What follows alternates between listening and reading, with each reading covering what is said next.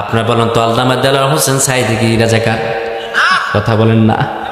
আরে তার তাফসীর শুনে কত হিন্দু মুসলমান হয়েছে, কত খ্রিস্টান মুসলমান হয়েছে, কত ইহুদি মুসলমান হয়েছে। এমন একজন আল্লাহর ওলিকে তারা রাজাকার বানালেন, এমন একজন আল্লাহর ওলিকে তারা দর্শনকারী বানালেন। এই জন্য আমার আল্লাহ বলেন এদের জুলুমের কারণে এরা ঘর বাড়ি ছাড়া হয়ে গেলেন। আমরা বললাম আল্লাহ তারা কেমন করে জুলুম করলেন? আমার আল্লাহ বলেন পড়েন, فَتِلْكَ بُيُوتُهُمْ خَاوِيَةً بِمَا ظَلَمُوا إِنَّ فِي ذَلِكَ لَآيَةً لِقَوْمٍ يَعْلَمُونَ। তাদের এই জুলুমের কারণে, এই অবিচারের কারণে সবগুলোকে আমি জমিন ছাড়া করলাম, ঘর ছাড়া করলাম, এদের বংশ ছাড়া করলাম। কথা মানে ঠিক কিনা? জুলুমের কারণে এরা মনে করলেন এক সাইডে হত্যা করলে মনে সব কোরআন তাফসীর বন্ধ হয়ে যাবে। আমার আল্লাহ বলে না, এক সাইডে হত্যা করলে কোরআন তাফসীর বন্ধ হয় না, লক্ষ লক্ষ সাইডি এই জমিনে জন্মগ্রহণ করবে। ঠিক কিনা? সাইডি ধ্বংস করবা। এই জন্য তো নকুল কুমার দাস নিজে বললেন, যখন সকল তাফসীরকারকে গ্রেপ্তার করে ফেলছেন, কোরআনের হাফেজদেরকে গ্রেপ্তার করে, দাড়ি দেখলে গ্রেপ্তার করে, টুপি দেখলে গ্রেপ্তার করে, আমাদেরকে মাদ্রাসা স্কুল থেকে ধরে ঢুকে দিয়েছে জেলের ভিতরে। আফসর আপনি নকুল কুমার দাস বললেন তখন গ্রেপ্তার করে কোরআন বন্ধ করা যায় না, কারণ এই কোরআনের হেফাজতের দায়িত্ব কে নিয়েছে? আর জোরে কোন না, সেটা আল্লাহ নিজেই বললেন আমি হেফাজতের দায়িত্ব নিলাম। ইন্না নাহনু নাযালনা যিকরা ওয়া ইন্না লাহু লাহাফিজুন। এটা দায়িত্ব আমার, এটা দায়িত্ব আর কাউকে দেই নাই। নকুল কুমার কত সুন্দর করে লিখলেন, কোরআন বন্ধ করতে পারবা না, কোরআন ধ্বংস করতে পারবা। তখন বললেন যদি আগুন লেগে ধ্বংস হয়ে যায়, ধ্বংস হয়ে যায়, যদি আগুন লেগে যায় পড়ে যায় পৃথিবী সব বইয়ের দোকান,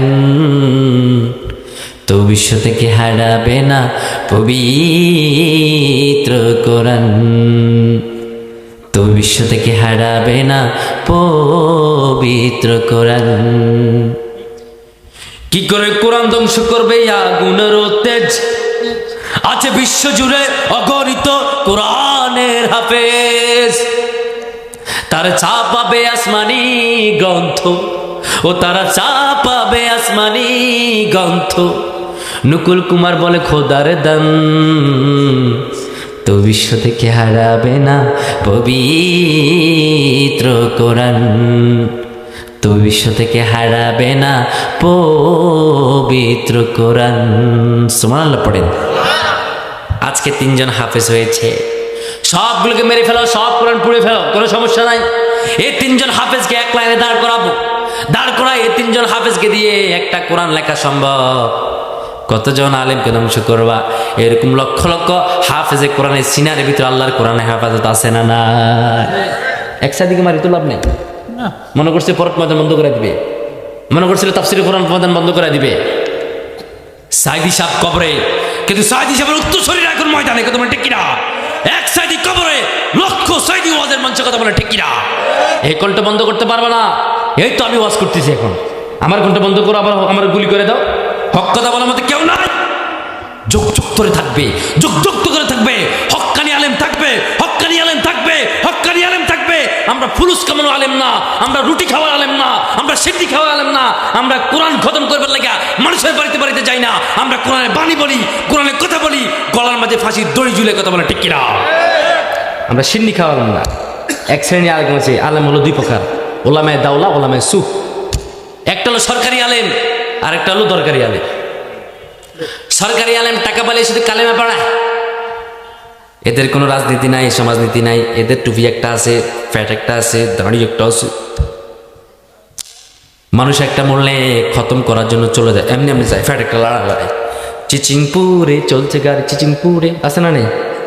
গোপাল রাজা, হাসির রাজা, এবার প্যাট একটা ঝুলে দেয়। হুজুর কই যান, কই যান? উত্তরপাড়া দাবাত আছে, পান খাইতে খাইতে এগুলো গা গা গা বানাইলিস। যদি বললে হুজুর দাবাত তো আছে, কোরআন কি পড়বে? কোরআন খতম করবো। আমি কোরআন অর্থ বুঝছি, কই মৌলবাদী কথা করছা। এটাই যুদ্ধ, এটাই হেডম, আর কিছু নাই। এটাই মানে তার পাওয়ার। এটা আমগো ওইদিকে বলে যে কি শক্তি, আর আমরা বলি ডাইরেক্ট হেডম, যেটা আমরা বলি আর কি। আমাদের নোয়াখালী ভাষা। তুই কি আমাদের লোক দেখাইছিস নাকি? কোনো কোনো দেশের গালি, কোনো কোনো দেশে বুলি, ঠিকই না? আপনারা এটা খারাপ মাইন্ডে নেবেন না, এটা আমাদের আঞ্চলিক শব্দ বললাম, যদি এই শব্দটা ভুল হয় ক্ষমা করুন। এটা হলো তাদের পাওয়ার, আর কোনো পাওয়ার নাই। এগুলা দরকারি আলেম, আরেকটা হলো সরকারি আলেম। কোরআনে আল্লাহ কি বললেন, সে কি করলেন? এটা হলো জুলুম। আমরা বললাম আল্লাহ কোরআন খতম করাটা কি? আমার আল্লাহ বলে জুলুম। আমরা বললাম আল্লাহ সেটা কেমন করে জুলুম, আপনি আমাদেরকে বলে দেন। আমার আল্লাহ বলেন কোরআন যখন পড়বা তোমরা মনোযোগ সহকারে শুনবা। وَإِذَا قُرِئَ الْقُرْآنُ فَاسْتَمِعُوا لَهُ وَأَنصِتُوا لَعَلَّكُمْ تُرْحَمُونَ। যখন তোমাদের মাঝে কোরআন পড়া হবে, কোরআন শোনানো হবে, ফাস্তামিউ, তোমরা মনোযোগ দিয়ে শোনো, লাআল্লাকুম তুরহামুন, যদি তোমরা মনোযোগ দিয়ে শুনতে পারো তোমাদের উপর যিনি রহমত বর্ষিত করবেন তিনি কে? কোরআন যখন পড়তে হয় তখন মনোযোগ দিয়ে শুনতে হয়।